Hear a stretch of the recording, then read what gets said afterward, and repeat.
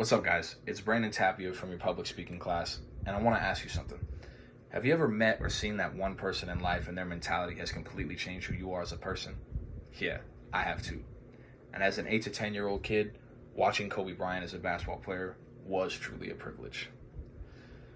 So the first thing I want to talk about today is how Kobe Bryant has shown a lot of leadership and has changed my life.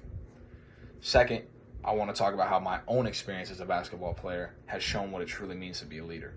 And third, I want to discuss how all these lessons that I've learned through basketball have changed my life off the court. So first things first, Kobe Bryant was truly a privilege to watch. Not because of all his game winners and his 40-point games, but because he was a great leader. In the 2008-2009 season, ESPN would have their pregame show and give you a look at that empty Staples Center 2 hours before every single game. And 2 hours before every single game, there was one person you saw in that arena in a full-on sweat working on his game, and that was Kobe Bryant. But Kobe Bryant knew that he wasn't going to win the title that year with just him. He needed his team to support him. So he called a players-only meeting in the middle of that season. He said, guys, listen, if we're going to win this championship this year and get better, I need all of you to individually work on your games because that's how we will succeed as a unit. And for the rest of that season, you did not see Kobe Bryant alone 2 hours before the game ever again. The rest of that Lakers team was in there 2 hours before the game working out, getting better. That to me showed a lot of courage as a leader. He brought his team together, sat them down and told them, we as a team need each other. And it brought them together and they won the title that year. And that's something super special.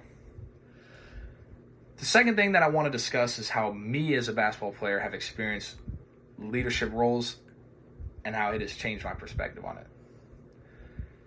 So fast forward to my senior season of high school varsity basketball, the most important game of my life, playing in the CIF championship against the top-ranked team in the country, Mayfair, and the top-ranked player in the country, Josh Christopher. That game we got dominated. We got absolutely destroyed. I mean, we only lost by 9 points, but you can tell that we were just not matched up with them well. And on that bus ride home, there was a lot of sadness and a lot of sorrow coming from every single player. I mean, it was practically in the air.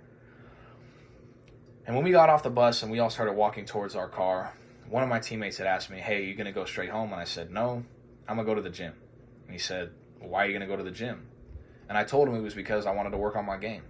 And he said, dude, there's no more games left to play. What are you going to work out for?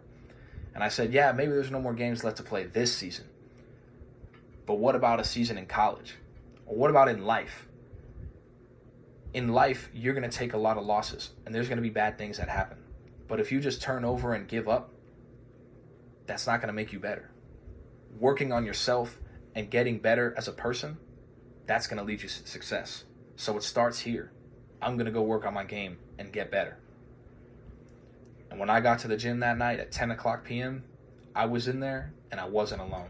The rest of my team had followed me in, and we all had a full workout. Every single one of us. And that to me was a great experience as showing myself as a leader and how I can impact so many people. The last thing I want to talk about is how it has affected my life off the court.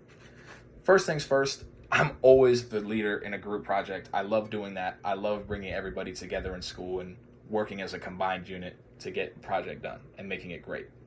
And second of all, I've realized that for a career, I want to be a leader in some way. I want to have a leadership role. I want to be in charge. That means a lot to me. And as recently as last week, after working 8 days in a row, every single week, coming in on my days off, doing the little things at work, I got my first promotion at my job. And I'm now the support warehouse supervisor at Walmart. And I'm getting a little bit of a raise, but that's not what it's about. It's about finally getting that first opportunity to be a leader in the workplace.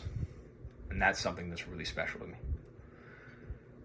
In conclusion, I want to say thank you to Kobe Bryant and rest in peace to a man that has taught me a lot of lessons and has showed me what it truly means to be a leader. And I want to thank the game of basketball for doing the same thing. And I appreciate what it has taught me and has shown me that off the court, I can bring my leadership that I've learned on the court and make others around me better. But that's enough talking for me. I got to go put some shots up. Later.